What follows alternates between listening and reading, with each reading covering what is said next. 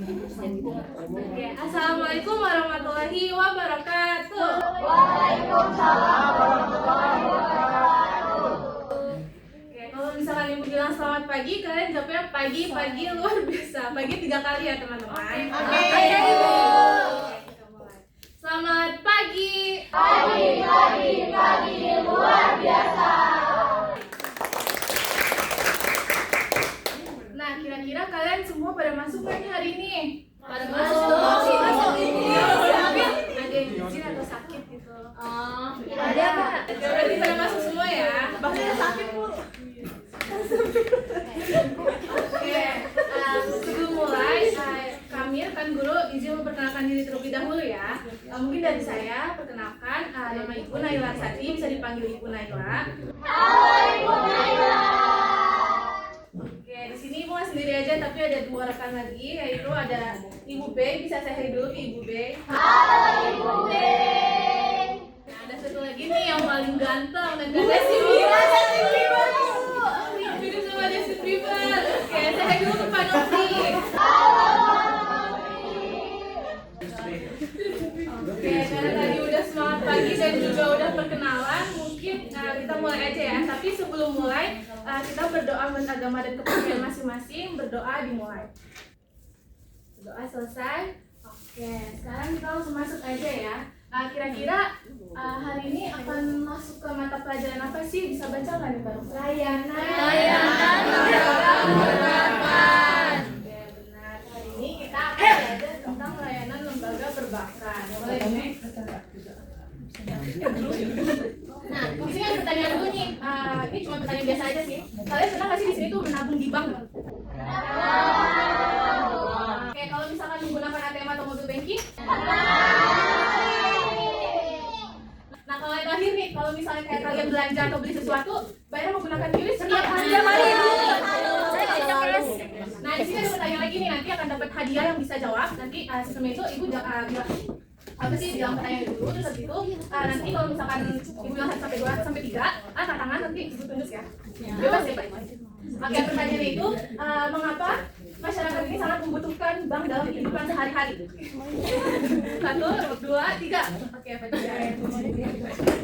Menurut saya tuh kalau uang itu dalam kehidupan sehari-hari yang pertama buat menabung, karena kan biasanya kita takut ya kalau nabung di rumah takut nanti tiba-tiba hilang, atau kalau misalkan nanti kebakaran nanti uangnya hilang gitu kan. Kalau di bank itu udah dijamin keamanannya, itu uang kita emang benar-benar ada di bank, terus kita bisa cek juga kapan aja. Nah terus kemudian itu juga praktis karena kita nggak perlu bawa dompet lagi, kita cukup bawa handphone, terus kita bisa bayar apapun pakai handphone.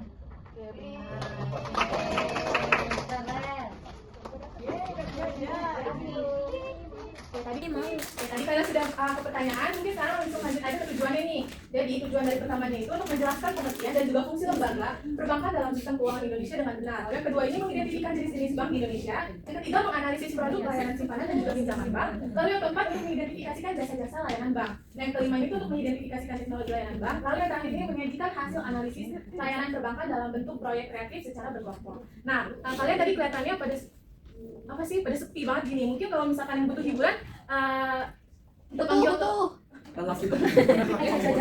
Mungkin kita panggil dulu kali ya Pak Nofri yang kata Mira sama Justin Bieber buat ngisi hiburan hari ini gitu. Kita panggil ke Pak Nofrinya. Oke, sama Pak Nofri ya. Terima kasih Bu. Oke, teman-teman udah pada makan belum nih? Belum pada semangat nih kayaknya nih, pada belum makan? Iya belum. Ya semangat nih. Coba mau main game dulu kali ya? Boleh.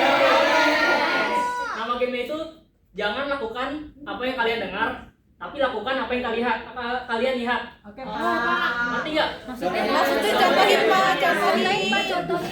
Contohnya pegang telinga. Nah, kalian jangan pegang telinga, tapi pegang apa yang saya lihat. Gampang. Oke. Yang nggak fokus nanti disuruh maju depan ya. Oke Pak. Nanti bimbingnya boleh bantu siapa yang nggak fokus nih. Semua ya, siap? Siap. Pegang telinga. Jangan pegangnya yang pegang nomor itu ya. Coba dulu Bapak. Oleh salah. Ini beneran Pak. Coba dulu ya. Sekarang ini depan. Ya. Tiga. Sikut. Ya Allah, iya lagi. Lima.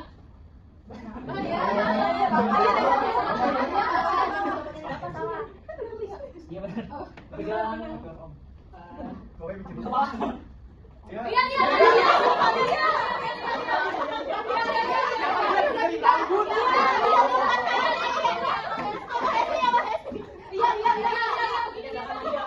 lihat dulu, lihat dulu.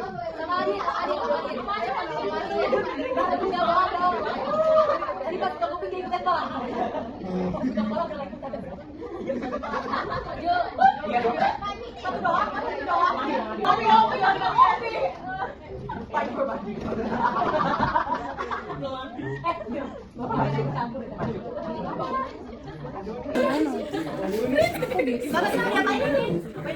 Udah kopal.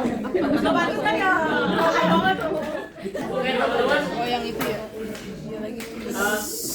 Ini teman-teman kita yang ada di Yuan bakal nyanyi MBG. Tahu lagunya nggak? Tahu. Yang tahu boleh nyanyi ya. MBG Mas paling ganteng apa yang paling manis buat lihat ganteng aja my little bulu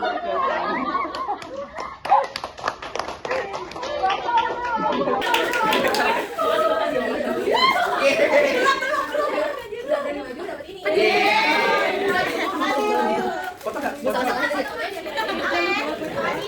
Thank you. Ini udah pada semangat ya. Pasti putrinya kebun. Nah, selanjutnya kita bakal belajar layanan perbankan yang akan dijelaskan materinya oleh Ibu B.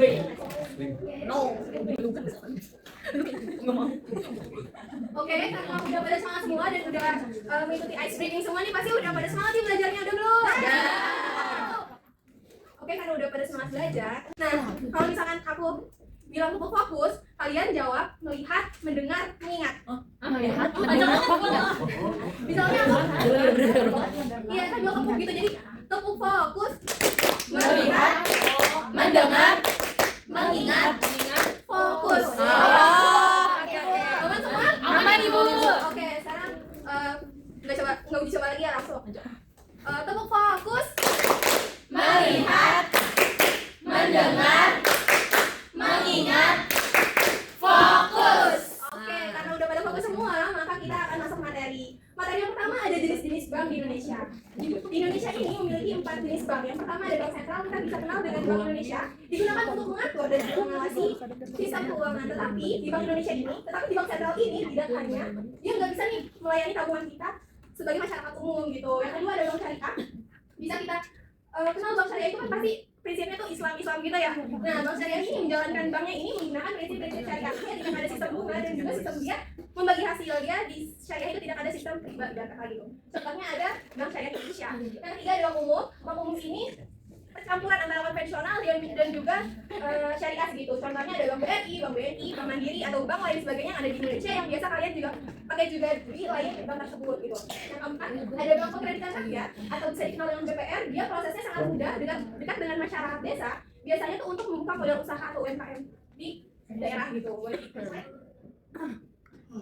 Nah, di Indonesia ini mempunyai produk simpanan bank, bisa dikenal dengan giro, tabungan dan juga deposito. Giro ini merupakan simpanan bank transaksi untuk yang bisnisnya besar gitu. Dia tuh ditariknya memakai cek atau bill giro dan juga transfer. Bunga tersebut bisa sangat kecil bahkan juga 0% dan biasanya ini cocoknya buat pengusaha besar yang buka usaha gitu kan. Yang kedua ada tabungan yang biasa kalian pakai. Tabungan itu kan mau di nabung sendiri atau mau nabung di MBank atau nabung di bank, itu bisa dikenal simpanan yang paling umum yang biasa relevan gitu, bisa ditarik kapan saja sesuai dengan syarat bank. Bisa dia tuh ada tabungannya, ATM-nya dan juga mobile banking-nya. Yang ketiga ada deposito, merupakan simpanan berjangka panjang 1 sampai 24 bulan. Bunganya tersebut tuh tinggi, biasanya buat pengkreditan gitu kalau deposito. Tetapi jika kita dicairkannya kurang dari sebelum dari perjanjian sama si bank, maka kita dikenakan denda yang paling tinggi gitu. Yang ketiga ada pinjaman bank, ini biasanya dengan kredit dan kredit.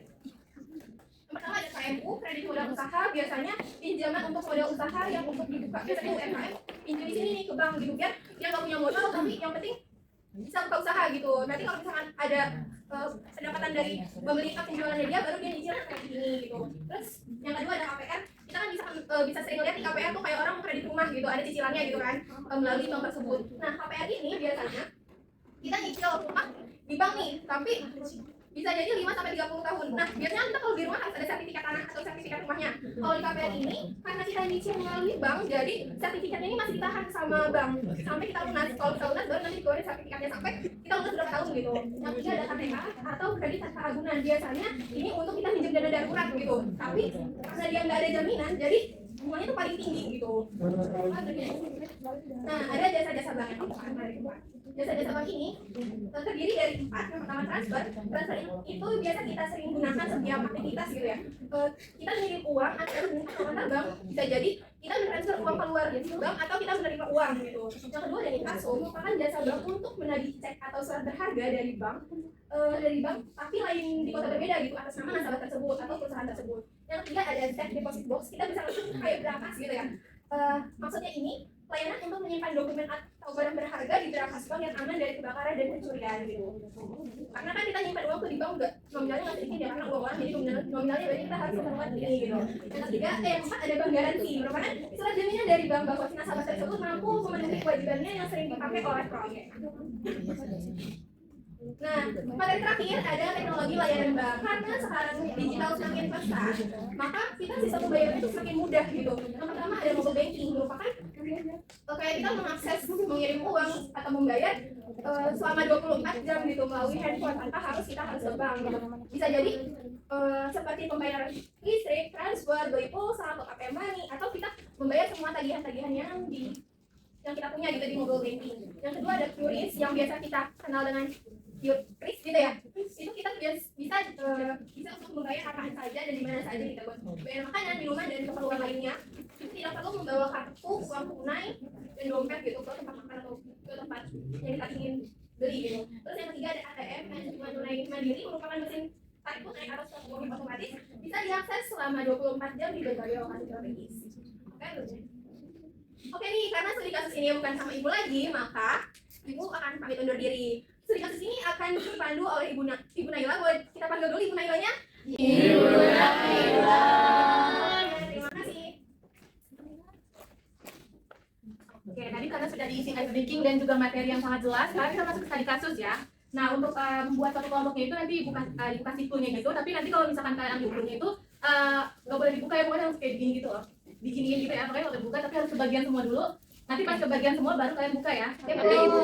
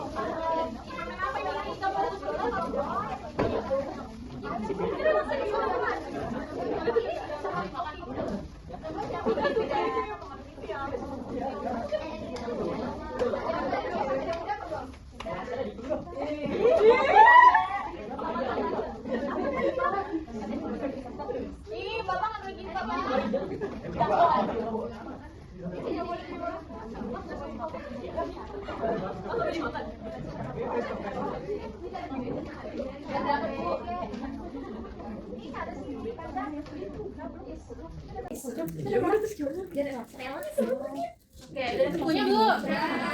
Oke, sekarang kalian duduknya berkelompok ya sesuai dengan yang Nggak tahu kelompoknya. sesuai permen ya dong.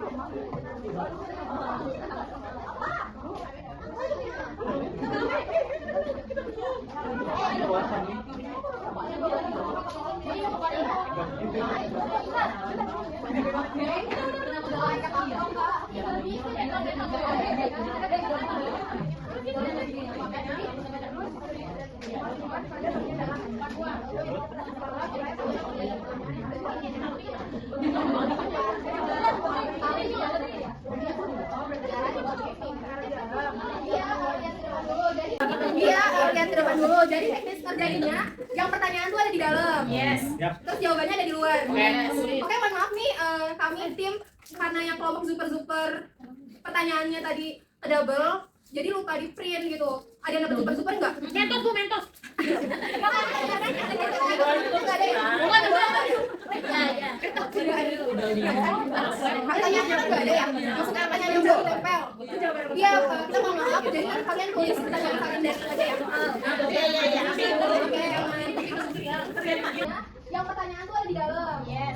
Terus jawabannya ada di luar. Yes. Oke, mohon maaf nih, kami tim karena yang kelompok super pertanyaannya tadi double, jadi lupa di print gitu. Ada yang dapat super nggak? Mentos Bu, mentos.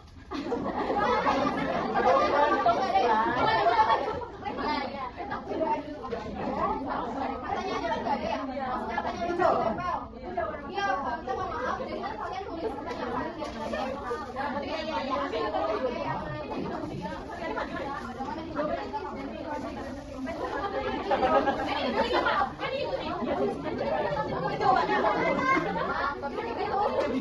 Tapi yang kotak-kotak itu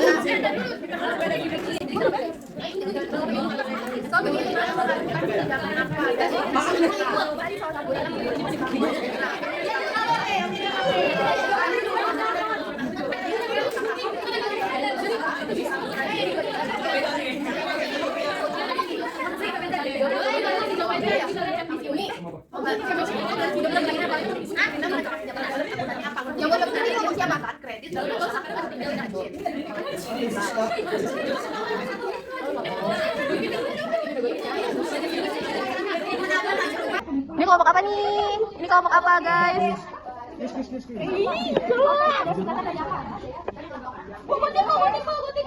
Ini kelompok apa nih paling heboh? Ini kelompok apa? Boleh saya dulu nggak? Oke, makasih. Ini kelompok apa nih? Ambis banget. Boleh saya dulu nggak? Oke, makasih. Oke. Ini kelompok apa nih? Boleh saya dulu nggak? Oke, terima kasih.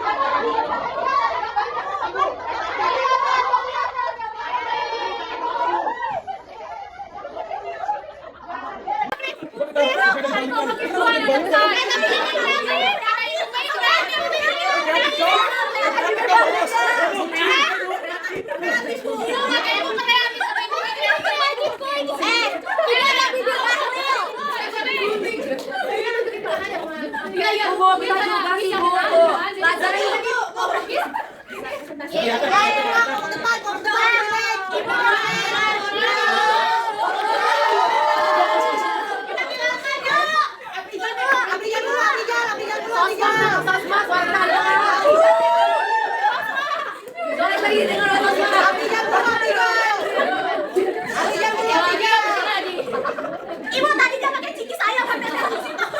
Tapi itu sepi banget dia kan punya video.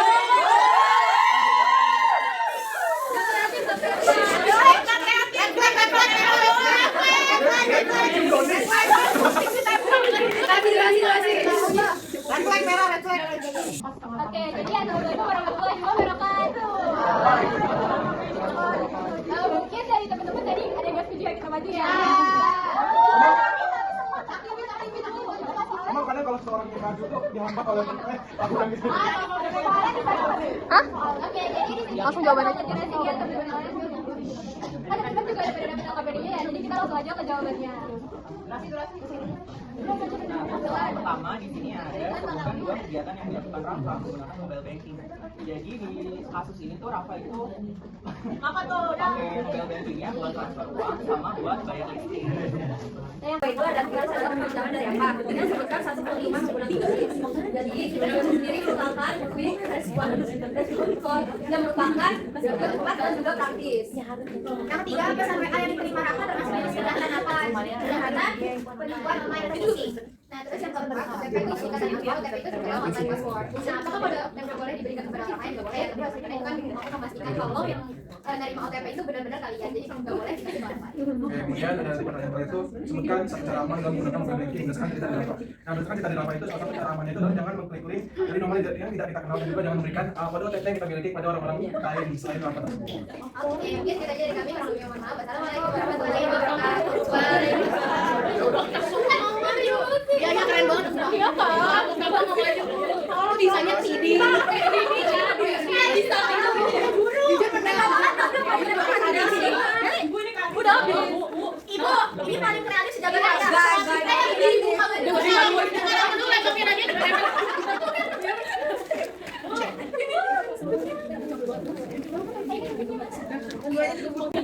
Oke, kita udah dari kasus semua nih. iya Bu. Nah, di sini kira-kira ada yang mau bacain kesimpulan? Saya.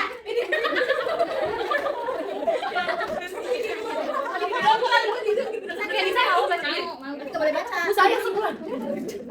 Kesimpulan dari pembelajaran kita hari ini, jadi kita merupakan lembaga pendidikan, lembaga keuangan yang memiliki peran penting dalam kehidupan masyarakat. Terdapat berbagai jenis bank yang melayani kebutuhan berbeda, mulai dari bank umum konvensional, bank syariah, MDR, hingga Bank Indonesia sebagai pengatur sistem keuangan negara. Jadi masing-masing bank ini menyediakan produk simpanan seperti giro, tabungan, dan deposito, serta produk pinjaman seperti KMU, KPR, dan KTA yang membantu masyarakat dalam memenuhi kebutuhan finansial mereka. Selain produk simpanan dan pinjaman, jadi bank ini juga hadir dengan berbagai jenis seperti transfer, inkasso, cash deposit box, dan bank garansi yang mendukung kelancaran transaksi. Nah, di era digital ini layanan bank semakin mudah diakses melalui mobile banking, kris, dan ATM. Namun, tetap diperlukan kewaspadaan terhadap penipuan digital seperti phishing dan penyalahgunaan OTP. Mungkin segitu kesimpulannya, Ibu. Ya, mungkin Ibu Bey bisa kasih hadiahnya ke Nisa.